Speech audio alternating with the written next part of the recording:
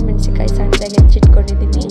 ಆಮೇಲೆ ಈರುಳ್ಳಿ, ಟೊಮೆಟೊ ಹಣ್ಣು, ಕೊತ್ತಂಬರಿ ಸೊಪ್ಪು ಮತ್ತು ಹಸಿ ಶುಂಠಿ ಬೆಳ್ಳುಳ್ಳಿ ಪೇಸ್ಟನ್ನು ಇಟ್ಕೊಂಡಿದ್ದೀನಿ. ಸ್ವಲ್ಪ ಗರಂ ಮಸಾಲ, ಒಣ ಶುಂಠಿ ಪೌಡರು, ಇದಕ್ಕೆ ತುಂಬ ಮೇನ್ ಅಂತಂದರೆ ಒಣ ಶುಂಠಿ ಪೌಡರು ಮತ್ತು ಸೋಂಕಾಳು ಪುಡಿ, ಜೀರಿಗೆ ಪೌಡರು, ಖಾರದ ಪುಡಿ ಮತ್ತು ಧನಿಯಾ ಪುಡಿನ ಇಟ್ಕೊಂಡಿದ್ದೀನಿ. ಸ್ಪೈಸಸ್ನ ಆ್ಯಡ್ ಮಾಡ್ಕೊಳಕ್ಕೆ ಇಟ್ಕೊಂಡಿದ್ದೀನಿ.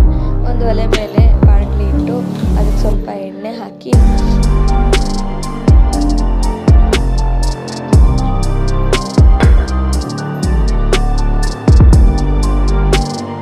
ಚಿಟ್ಕೊಂಡಿರ್ತೀವಲ್ಲ ಸಣ್ಣದಾಗಿ ಆ ಪನ್ನೀರ್ ಟಿಪ್ಸ್ನ ಚೆನ್ನಾಗಿ ಕರಿಬೇಕು. ಗೋಲ್ಡನ್ ಬ್ರೌನ್ ಆಗೋವರೆಗೂ ಚೆನ್ನಾಗಿ ಎಣ್ಣೆಯಲ್ಲೇ ಫ್ರೈ ಮಾಡ್ಕೋಬೇಕು.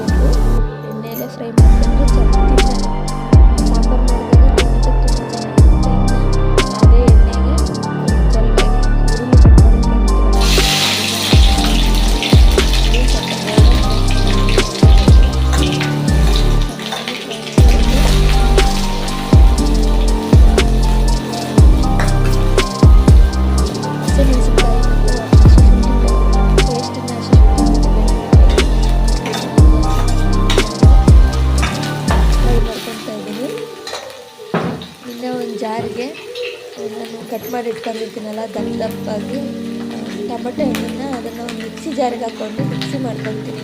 ನುಣ್ಣಗೆ ಪೇಸ್ಟ್ ಮಾಡ್ಕೋಬೇಕು.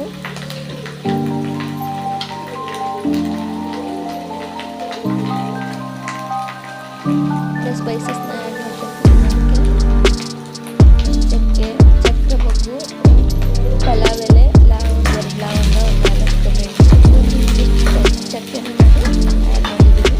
ಇನ್ನು ಮಸಾಲೆ ಪೌಡರ್ಗಳು ಅದ್ರ ಜೊತೆ ಖಾರ ಪುಡಿಯನ್ನು ಸೇರಿಸಿ ಆ್ಯಡ್ ಮಾಡ್ಕೊಳ್ತಿದ್ದೀನಿ. ಚೆನ್ನಾಗಿ ಫ್ರೈ ಮಾಡಬೇಕು.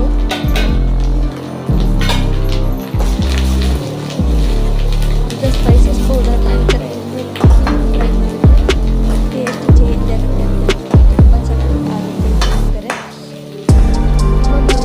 ನಾವು ರುಬ್ಬಿಟ್ಕೊಂಡಿರ್ತೀವಲ್ಲ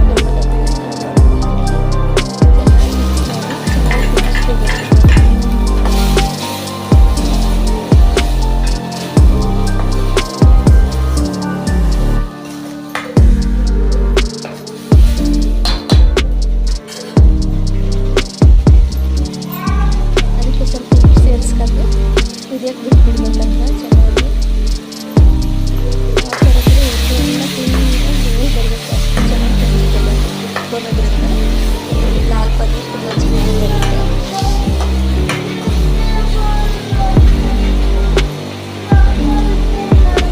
ಚೆನ್ನಾಗಿ ಕುದಿಸ್ಕೋಬೇಕು.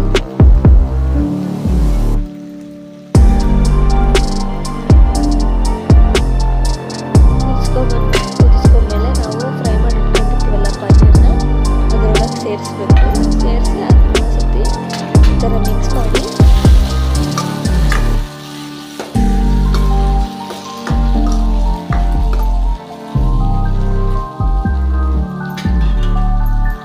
ಅದಕ್ಕೊಂದು ಅರ್ಧ ಕಪ್ಪು ಅಥವಾ 1 ಕಪ್ ಆಗಷ್ಟು ನೀರನ್ನು ಸೇರಿಸ್ಕೊಂಡು ಮಿಕ್ಸ್ ಮಾಡಿಕೊಂಡು ಇನ್ನೊಂದ್ಸತಿ ಚೆನ್ನಾಗಿ ಕುದಿಸ್ಕೋಬೇಕು.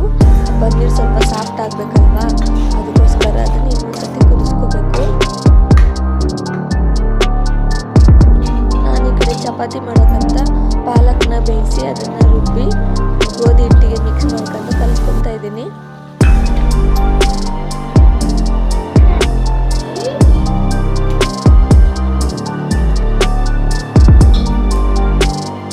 ಈ ಥರ ಚೆನ್ನಾಗಿ ಕಲಿಸ್ಕೊಂಡು ಸ್ವಲ್ಪ ಮೇಲೆ ಎಣ್ಣೆ ಹಾಕಿ ಸ್ವಲ್ಪ ಮುಚ್ಚಿ ನೆನೆಯಕ್ಬಿಟ್ರೆ ಚೆನ್ನಾಗಿ ಬರುತ್ತೆ ಚಪಾತಿ. ಇನ್ನು ಈ ಕಡೆ ಪನ್ನೀರು ರೆಡಿ ಆಗಿತ್ತು. ಸ್ವಲ್ಪ ಚೆನ್ನಾಗಿ ಕುದ್ದಿತ್ತದು.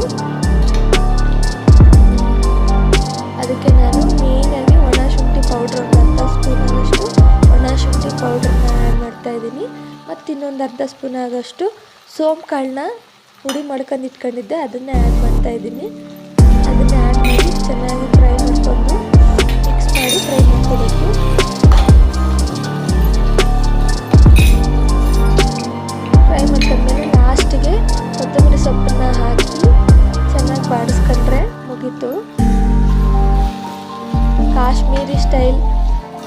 ಪನ್ನೀರ್ ರೆಡಿ ಆಗುತ್ತೆ.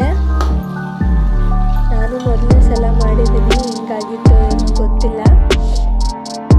ಇನ್ನು ಚಪಾತಿನ ಲಟ್ಟಿಸ್ಕೊಂಡು ಬೇಯಿಸ್ಕೊತಾ ಇದ್ದೀನಿ. ಈ ಚಪಾತಿನ ಲಟ್ಟಿಸ್ಕೊಂಡು ಬೇಯಿಸ್ಕೊಳಕ್ಕಾರ ಎರಡೂ ಸೈಡಲ್ಲಿ ಚೆನ್ನಾಗಿ ಎಣ್ಣೆ ಹಾಕಿ ಬೇಯಿಸ್ಕೊಳೋದ್ರಿಂದ ತುಂಬ ಚೆನ್ನಾಗಿ ಬರುತ್ತೆ.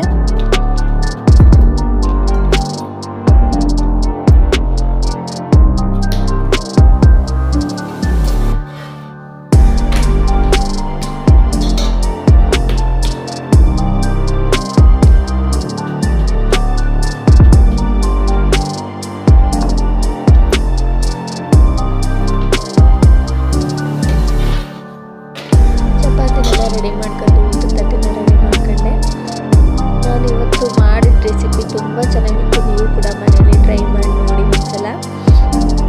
ಇನ್ನು ಊಟ ಎಲ್ಲ ಮುಗಿಸ್ಕೊಂಡು ಮನೆ ಕೆಲಸ ಎಲ್ಲ ಮುಗಿಸ್ಕೊಂಡೆ. ಅಂದರೆ ಅಡುಗೆ ರೂಮ್ ಎಲ್ಲ ಕ್ಲೀನ್ ಮಾಡಿಟ್ಕೊಂಡೆ. ಅಡುಗೆ ರೂಮ್ ಕ್ಲೀನ್ ಮಾಡಿಡೋದ್ರಿಂದ ಬೇಗನೆ ಕೆಲಸ ಮಾಡ್ಕೊ. ಇವತ್ತಿನ ವಿಡಿಯೋ ಇಷ್ಟ ಆಗಿತ್ತು. ಇಷ್ಟ ಆದರೆ ಒಂದು ಲೈಕ್ ಮಾಡಿ, ಪ್ಲೀಸ್ ಸಬ್ಸ್ಕ್ರೈಬ್ ಮಾಡ್ಕೊಳ್ಳಿ. Thank you.